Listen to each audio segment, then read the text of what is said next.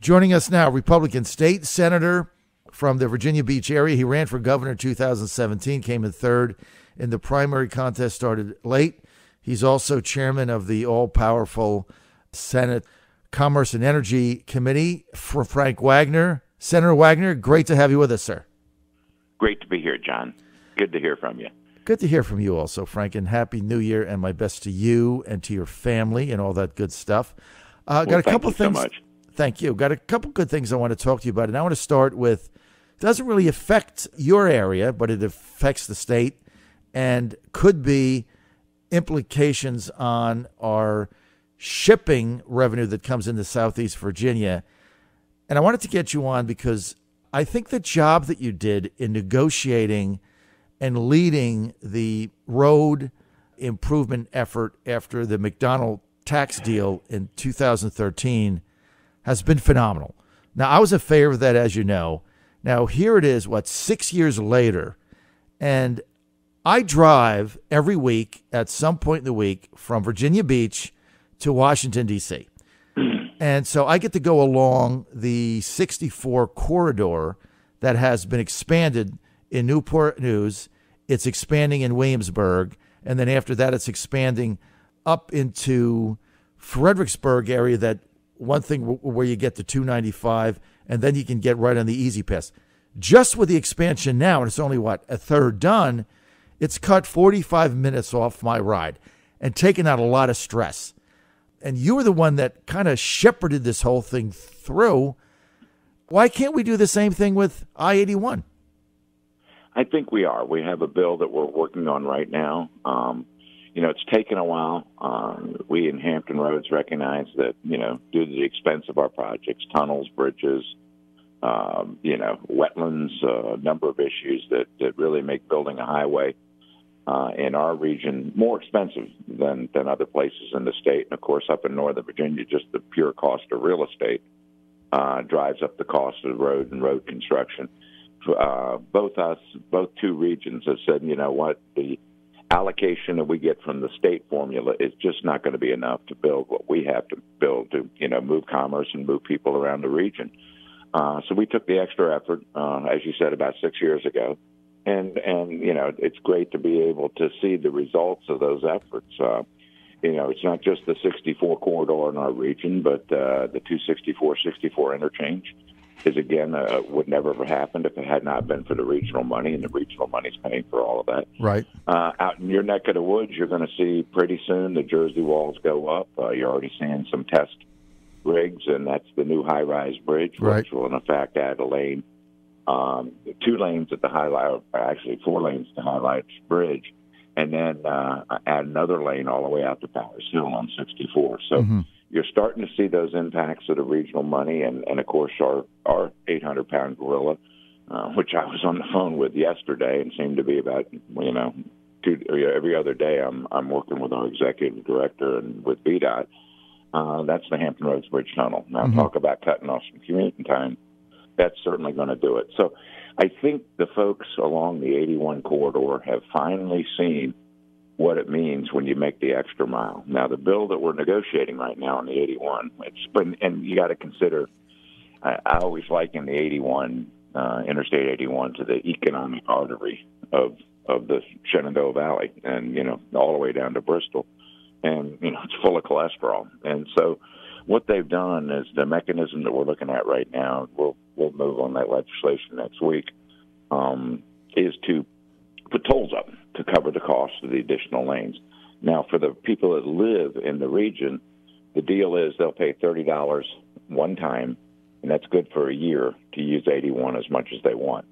What we're after, and if you've not had the opportunity to travel up 81, up and down, I know you have, John, it's full of trucks. It's one of those highways where there's more trucks than there are cars. And obviously, it's the trucks that we're looking at, and most of them are passing through Virginia, not actually stopping in Virginia. I think the number is, don't hold me to this, but I think well over half of the trucks are not delivering commerce in Virginia. They're using 81 to get up and down a pass through the corridor. And, trucks, as we know, tear up roads a lot faster than automobiles do, just simply because of the weight. Right. And so we're gonna get our money. Most of the money to pay for the improvements will come from interstate truck traffic. So rather than do tolls, you've had tremendous success with a tax format in Northern Virginia and Southeast Virginia. Tremendous success with it. Why not do a wholesale tax on gas, which would then eliminate tolls, which means that 30% of the toll revenue goes to administrative costs. Everybody knows that, Senator. And also, right. The other concern about that I've got with tolls is what's going to happen. It's going to change trucking and shipping behavior. So rather than pay $100 tolls to go through 81, people are going to stop shipping into the port of Norfolk and start shipping into Charleston in order to take an alternate route to get their goods where they need to be, to not deal with 81 at all. You also deal with diversion of traffic so that people leave 81 before X toll, go onto a side road, then go back. That doesn't make any sense. So you've got all these obstacles with tolling that history shows is not the most efficient way to go. And you've got a proven model in Southeast Virginia and Northern Virginia, a gas tax model that has been extremely effective, and it's quicker and you get more money and you can do it faster.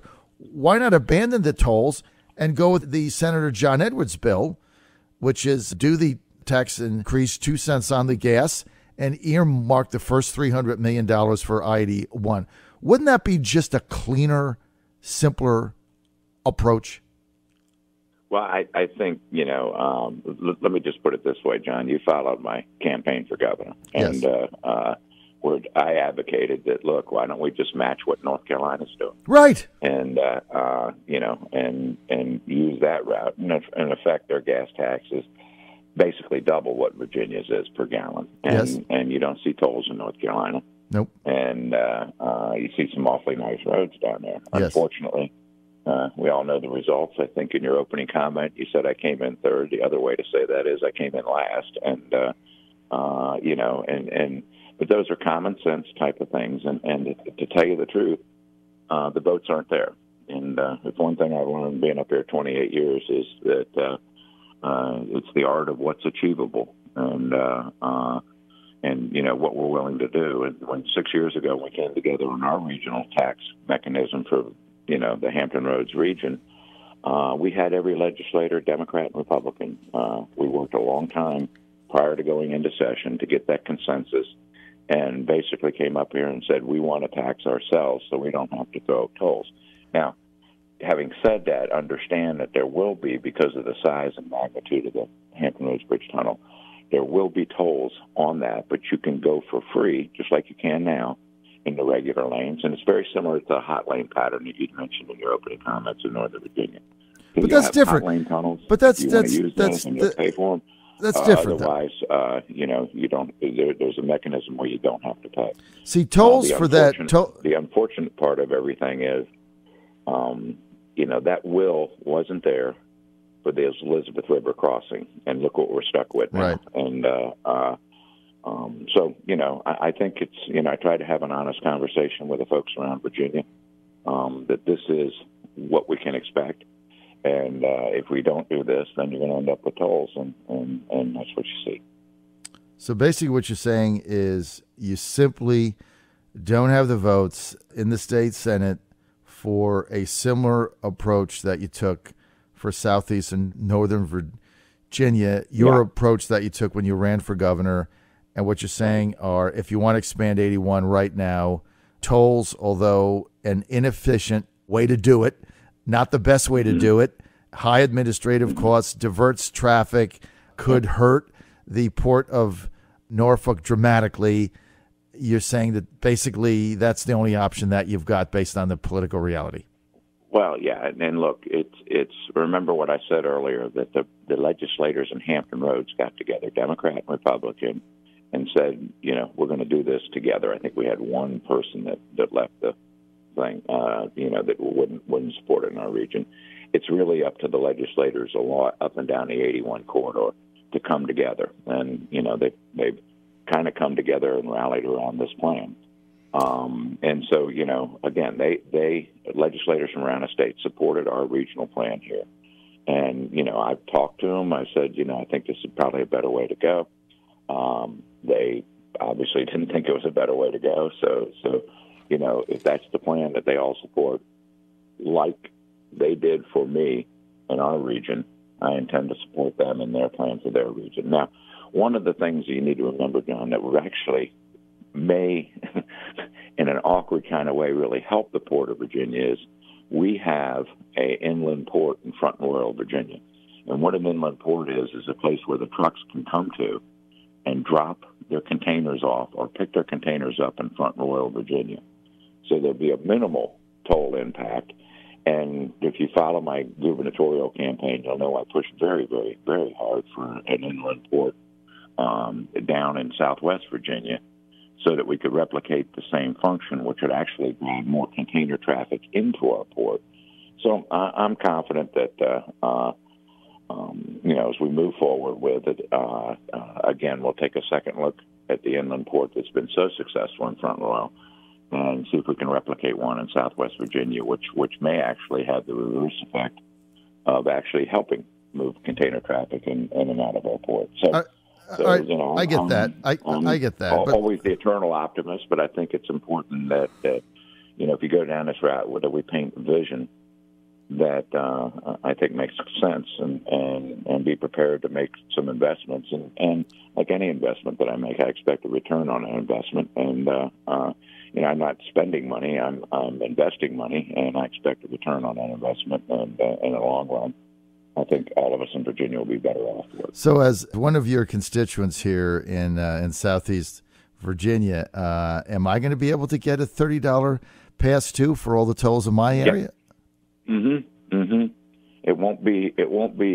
Yes, you will.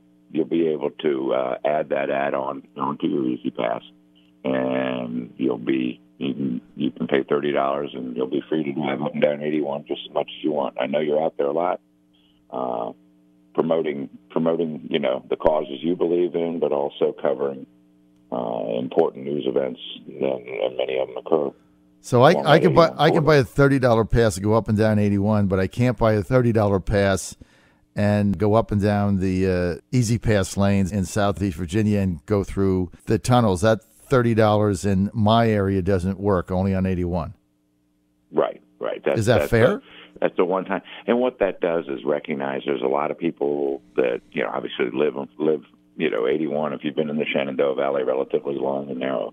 And so you might work at the Little Debbie factory in Stuart Strath, Virginia, but live just a little bit north of Stanton. So you're going to get on there, hop on there for about 5-10 miles and get off again. And you're going to do it, twice a day, once going to work, once coming home. And that would hit you pretty good, unfortunately, like it does for the folks that usually Elizabeth River crossings hits them every day. This means they pay a $130 fee for the year, and they're free to use that as much as they want. Well, also, you hop on 81 to go down to the Walmart. I just think for a matter of fair, it's like we got two sets of rules now, right? So if you live on the 81 corridor and that's where you live and you use it, $30, you can do whatever you want. But if you live in Southeast Virginia, you got to pay tolls out the wazoo. I don't complain about them. I just don't think it's fair. We're with State Senator Frank Wagner. You're on the John Fredericks Radio Network. He is a Republican from Virginia Beach. He ran for governor in 2017. He's the chairman of the all-powerful Commerce and Energy Commission. All right, Senator, one more question on tolls, and then I've got to get to two personal questions on your future. The bill that John Edwards has in, which is basically a gas tax bill, is that dead in the water?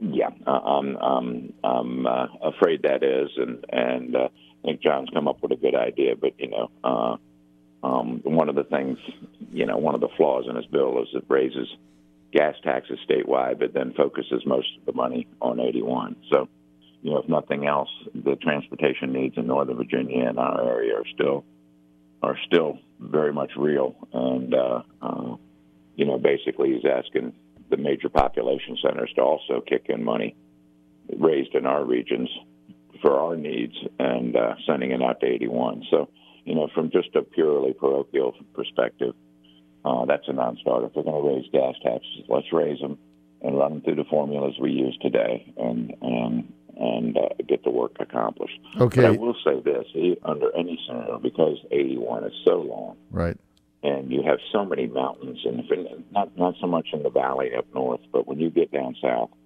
you have things running through mountains and hills, and it is it's not as large a magnitude project as the Hampton Roads Bridge Tunnel, but it's right up there, and you've got to make the extra effort there. We just cannot raise gas taxes that far and allocate it through the formula to be able to do that. Had we been doing this for years, right, we could have done it in sections and got it accomplished. Or had you got elected governor, this problem would have already been solved, because you'd have a bill in right now to solve the whole thing, but didn't work out, much to my chagrin. Yeah. Well, Senator, I got two quick questions. Number one, you're running for re-election. You're going to have a tough race again, but I expect you to win. You've got tremendous backing there, so that looks pretty positive. Are you interested in running for Congress in the 2nd District in 2020? No. No. And I was offered that run back in the 2000s under a similar scenario when Thelma lost, and I forget the name of the individual that held the congressional seat for 2 years before it was taken over. And that's ultimately when Scott Ridgel won. Everybody deferred to me, and I really told them I had no interest in going to Washington. And at the time I was running a shipyard, and quite frankly, it would have been a pay cut. And but when I see the activity in Washington, and when I see what it's resolved itself to, and such partisan bickering as opposed to focusing on making life better for you, myself, and unfortunately Scott, who's working at the National Weather Service, who I heard earlier.